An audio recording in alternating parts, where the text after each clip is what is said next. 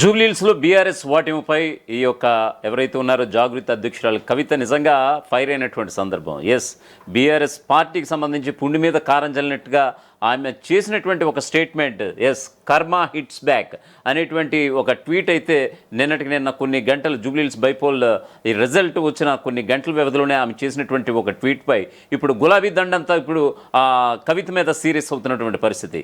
వాస్తవానికి కవిత కూడా అంతే విధంగా కూడా స్పందించినటువంటి పరిస్థితి.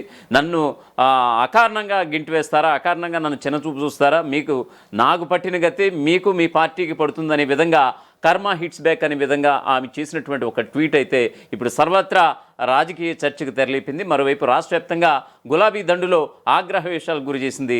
దీనికి సంబంధించినటువంటి ఈ ట్వీట్ విషయానికి సంబంధించి ఒక పూర్తి స్థాయి విశ్లేషణకు వస్తే కనుక గులాబీ పార్టీ ఓటమి వేళ కవిత చేసినటువంటి ట్వీట్ వైరల్. ఈ మాట గులాబీ పార్టీలో చాలానే వినిపించింది. ఆమెనే పార్టీ నుంచి బయటికి పంపించినప్పుడు ఇదే రకంగా కొంతమంది హేళన కూడా చేశారు.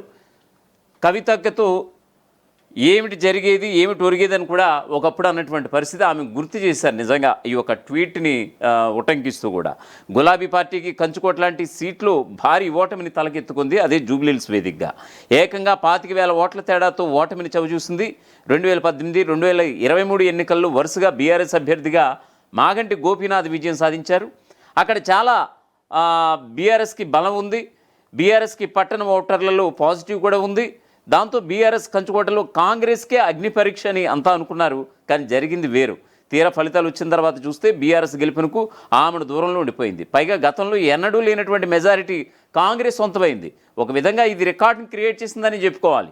బీఆర్ఎస్లో నిన్నటిదాకా ఉంటూ ఒక అగ్రశ్రేణి నాయకురాలుగా చలామణిలో ఉన్నటువంటి కవిత బీఆర్ఎస్ ఓటమి వేళ చేసినటువంటి ఒక ట్వీట్, అదే కవిత కర్మ హిట్స్ బ్యాక్ పేరుతో నిజంగా ఆమె చేసినటువంటి ఒక ట్వీట్ అయితే ఇప్పుడు వైరల్ అవుతోంది.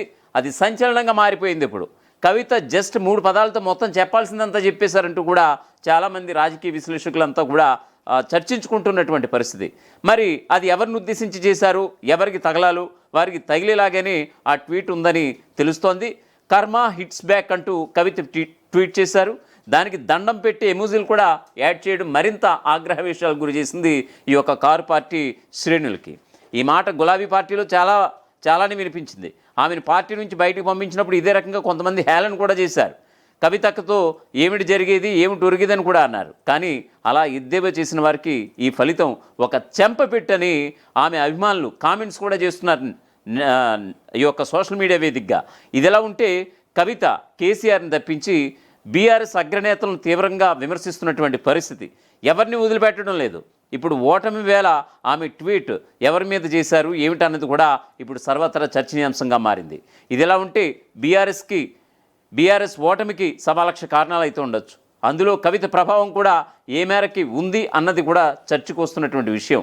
కవితకు బీఆర్ఎస్ క్యాడర్లో కొంత పట్టు అయితే ఉన్నటువంటి మాట అయితే వాస్తవం. ఆమె వారిని గట్టిగా పని చేయకుండా కంట్రోల్ చేశారని కూడా ప్రచారం సాగుతోంది.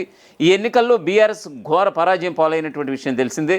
దాని వెనుక కవిత అభిమానులు కూడా ఉన్నారని కూడా చాలామంది గులాబీ శ్రేణులు అయితే చెవులు గొరుక్కుంటున్నారు.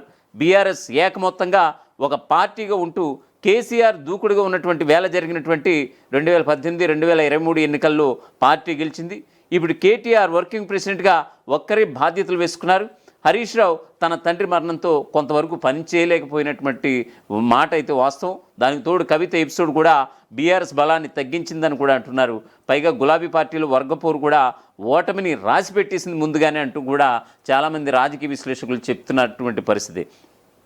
ఏదైనా సరే నిన్న ఈ యొక్క జూబ్లీహిల్స్ బైపోల్కి సంబంధించి ఒక గంటన్నర వ్యవధిలో ఈ యొక్క రిజల్ట్ వచ్చిన వెంటనే కవిత చేసినటువంటి ఒక ట్వీట్ నిజంగా కర్మ హిట్స్ బ్యాక్. నిజంగా 3 పదాలు. ఈ 3 పదాలు కూడా బీఆర్ఎస్ యొక్క అగ్రనేతలని ఉద్దేశిస్తూ, అంటే మరి ముఖ్యంగా ఈవేళ మెదక్ జిల్లా జనంబాట కార్యక్రమంలో కూడా ప్రెస్ మీట్ పెట్టడం జరిగింది. మార్నింగే ఆమె చేసినటువంటి ఒక హాట్ స్టేట్మెంట్స్ కూడా నిజంగా తీవ్ర చర్చనీయాంశంగా మారాయి. తన తండ్రి కేసీఆర్కు కళ్ళకు గంతలు గట్టి నిజంగా మోసం చేస్తున్నారు. నిజంగా ఇప్పటికైనా కేసీఆర్ కళ్ళు తెరవండి, నా తండ్రి కేసీఆర్ కళ్ళు తెరవాలని నేను కాంక్షిస్తున్నాను, కోరుకుంటున్నాను. మోసం చేస్తున్నారు. మరి ముఖ్యంగా హరీష్ రావు మీద ఆమె తెగబడినటువంటి తీరు నిజంగా మెదక్ జిల్లాలో జరిగినటువంటి ఒక ప్రెస్ మీట్ అయితే వేళ మార్నింగ్ అయితే వచ్చింది. నిజంగా తొలి వెలుగు ప్రత్యక్షంగా కూడా అది యొక్క ఇచ్చినటువంటి సందర్భం. జూబ్లీహిల్స్ ఎన్నికల ఫలితాలపై తెలంగాణ జాగృతి అధ్యక్షురాలు కవిత సంచలన వ్యాఖ్యలు చేశారు. నేతలు ఎవరైనా సరే ప్రజలు అంచనాలకు అనుగుణంగా పనిచేయాలని, లేదంటే ఫలితాలు ఇలాగే ఉంటాయని కూడా చెప్పుకొచ్చారు. ఈ సందర్భంగా కవిత మరోసారి హరీష్ రావు అలాగే బీఆర్ఎస్ అగ్రనేతల మీద సంచలన ఆరోపణలు చేశారు. వీరంతా కూడా కేసీఆర్ కళ్ళకు గంతలు గట్టి మోసం చేస్తున్నారని ఆరోపించినటువంటి పరిస్థితి. మెదక్ జిల్లాలో వైద్య సేవలు, సాగునీరు, పాడి రైతులకు న్యాయం జరగలేదంటూ కూడా కవిత విమర్శించారు. ఈ సందర్భంగా కవిత ప్రెస్ మీట్ పెట్టి మరి హరీష్ రావుని ఉతికి ఆరేసినటువంటి సందర్భం. తెలంగాణ జాగృతి అధ్యక్షురాలు కల్వకుంట్ల కవిత మరోసారి హరీష్ రావు మీద సంచలన వ్యాఖ్యలు గుప్పించారు. అలాగే జూబ్లీహిల్స్ ఎన్నికల ఫలితాలపై కవిత ఆసక్తికర వ్యాఖ్యలు చేశారు. ప్రజల అంచనాలకు అనుగుణంగా పనిచేస్తేనే ఫలితం ఉంటుందని కూడా వెల్లడించారు. ఈ ఎన్నికల్లో హరీష్ రావు బీఆర్ఎస్ను మోసం చేశారని కవిత ఆరోపించారు.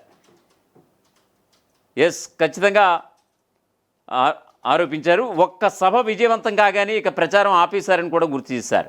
సోషల్ మీడియాలో ప్రచారం చేసుకుంటే సరిపోదని కూడా హితవు పలికారు. కింది స్థాయిలో పట్టించుకోలేదని, సోషల్ మీడియాలో కృష్ణార్జునమని చెప్పుకోవడం కాదు, బయట కూడా అదే స్థాయిలో పనిచేయాలని కవిత సూచించారు. ఇక్కడ ఆమె చెప్తున్నటువంటి మాట కృష్ణార్జునులు అంటే ఇక్కడ ఒకవైపు కేటీఆర్ కావచ్చు తన అన్న, మరోవైపు హరీష్ రావును ఉద్దేశించి వీళ్ళిద్దరూ కూడా గప్పాలు కొట్టుకోవడం తప్ప ఏమీ లేదు. నిజంగా అలాగా అనుకోవడం కాదు, ఆ మేరకు పనిచేయాలనేది ఆమె హితబోధ చేసినటువంటి పరిస్థితి. ఒకవైపు తన అన్న కేటీఆర్కి అలాగే హరీష్ రావుకి కూడా. అలాగే బీఆర్ఎస్ నేతలు కేసీఆర్ కళ్ళకు గంతలు గట్టి ఆయనను మోసం చేస్తున్నారంటూ కూడా ఆమె డైరెక్ట్గా అటాక్ చేశారు. యాక్చువల్గా ఇది ఈవేళ మెదక్ జిల్లా జనంబాట కార్యక్రమంలో జరిగినటువంటి ఒక ప్రెస్ మీట్ కార్యక్రమంలో ఆమె బీఆర్ఎస్ నేతల్ని ఉదిగారేసినటువంటి సందర్భం. నిన్నటికి నిన్న కర్మ హిట్స్ బ్యాక్ పేరుతో ఒక ట్వీట్ చేసినటువంటి సందర్భం. జూబ్లీహిల్స్ బైపోల్ రిజల్ట్ తర్వాత బీఆర్ఎస్ నిజంగా ఘోర పరాజయం మూటగట్టుకున్నటువంటి సందర్భాన నిజంగా పుండు మీద కారం చల్లినట్టుగా, నిజంగా మూలిగే నక్కపై తాటిపండు పడ్డ చందం మాదిరిగా ఆమె చేసినటువంటి ఈ యొక్క ట్వీట్ కావచ్చు, ఈరోజు చేసినటువంటి ఒక ప్రెస్ మీట్ కావచ్చు, నిజంగా మన తొలి వెలుగు స్క్రీన్ మీద మనం చూస్తున్నాం. సో ఆమె ఈవేళ చేసినటువంటి ఒక స్టేట్మెంట్స్ కూడా నిజంగా ఆమె బయట కూడా మీకు ఇచ్చే ప్రయత్నం చేస్తుంది తొలి వెలుగు. ఖచ్చితంగా ఆమె ఏం చేశారు, ఆమె ఏం మాట్లాడారు అనేది ఆ మాటల్లోనే తెలుసుకుందాం.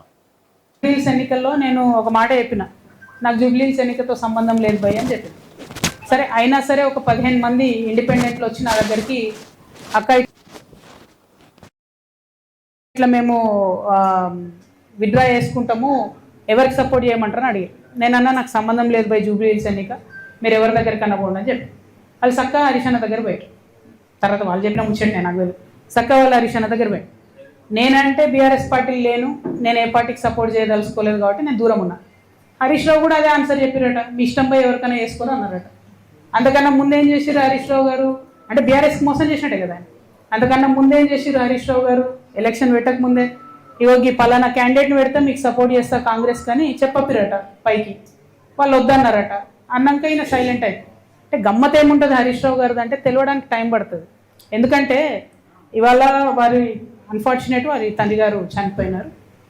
అయితే వారు లోపల ఉన్నారు ఇంట్లో. అక్కడి నుంచి కూడా ఎలక్షన్ అవుతున్న సమయంలో టెలికాన్ఫరెన్స్లు అవి పెట్టి మాట్లాడారు. అప్పుడు హరీష్ రావు గారి భజన పరులంతా ఏం బిల్డప్ ఇచ్చిరు, హరీష్ అన్న ఇంత కష్టంలో కూడా పార్టీ కోసం నిలబడి టెలికాన్ఫరెన్స్ పెడుతురు అన్నారు. రిజల్ట్ ఉల్టాయే వరకు ఏం భజన మొదలుపెట్టింది నిన్నటి నుంచి. హరీష్ అన్న లేకపోయా, హరీష్ అన్న ఉంటే అసలు ఇక ఒక్క సీటు కానీ వేసి ఉంటే హరీష్ అన్న జూబ్లీహిల్స్ గెలుస్తుంటే మన లెవెల్లో మళ్ళీ పెడుతురు. అంటే వెంటనే తప్పించుకోవడం, అప్పటి వరకు మోసం చేయడం, ఇది హరీష్ రావు గారి నైజం. సో ఇంటి దొంగని ఈశ్వరుడైనా పట్టలేడు అన్నట్టు చాలా టైం పట్టింది. ఏదో నాకు తెలిసింది కాబట్టి నేను గట్టిగా మాట్లాడుతున్నా కాబట్టి నన్ను బయట వారేసి. బట్ అక్కడ ఉన్నవాళ్ళు వారు ఆలోచన చేసుకోవాలి.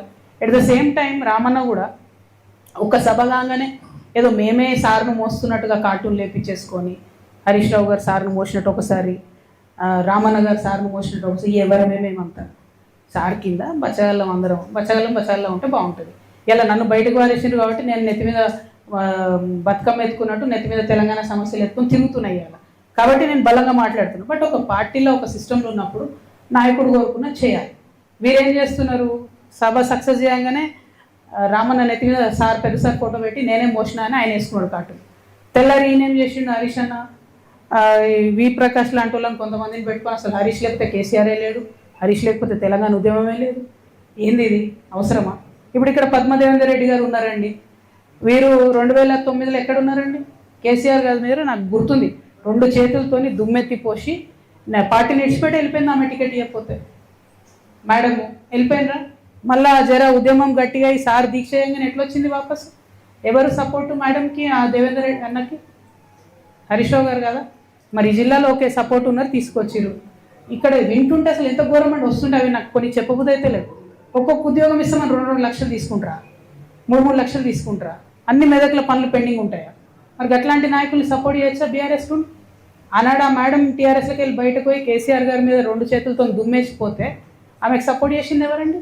ఆ రోజు ఇటుపక్క పద్మకు ఓడిపోతుంది, అటుపక్క వైపీఆర్ అఫీషియల్ టీఆర్ఎస్ క్యాండిడేట్ ఓడిపోతారు, ఇంకో మనిషి గెలుస్తాడు. హౌ? సపోర్ట్ చేయలేదా హరీష్ అన్న? ఫస్ట్ నుంచి చేస్తున్నాడు ఆయన. నేనేమంటున్నా అంటే ఫైట్ ఉంటే స్ట్రేట్ ఫైట్ చేయాలి. ఇప్పుడు నన్ను బయట వారేసిరు, నేను సింపుల్గా ఏం చేసిన, సరే పోయి నన్ను బయట వేసిరు, నాకు తెలిసిన కాడికి నేను ప్రజా సమస్యల మీద ఎత్తుకొని తిరుగుతా అంటాను. అట్లా స్ట్రేట్ ఫైట్ చేయాలి. లేదు, మోసపూరితమైన ఫైట్ చేస్తారు కాబట్టి నేను ఒకటే అంటున్నా, ఒక పక్క రామన్న సోషల్ మీడియా ట్విట్టర్ ఇడిచిపెట్టి గ్రౌండ్లోకి రావాలి, వస్తే బాగుంటుంది ప్రజలకు. ఇంకో పక్క హరీష్ అన్న మోసం చేయడం బంద్ చేసి నువ్వు కృష్ణునివా, నువ్వు అర్జునువా, ఏందో డిసైడ్ చేసుకొని ఆ పాత్ర ఏందో స్ట్రేట్ ఫార్వర్డ్ చేయాలి. వీళ్ళు పేరుకు కృష్ణార్జునాలు పెట్టుకుంటారు, ఒకరి మీద ఒకరు బాణం వేసుకుంటే పాపం బలేది ఎవరే? టీఆర్ఎస్ కార్యకర్తలు కదా. కానీ ఎవరైతే ఈ హరీష్ అన్న కేటీఆర్ అని ఉన్నారో వాళ్ళు సార్ కండ్లకు గంతలు కట్టి అరాచకాలు చేస్తున్న ఈ నాయకులందరినీ కూడా సేఫ్ గార్డ్ చేస్తున్నారు. అది కరెక్ట్ గా. అసలైన తొలి వెలుగు. ఫాలో వాట్సాప్ @తొలి వెలుగు official.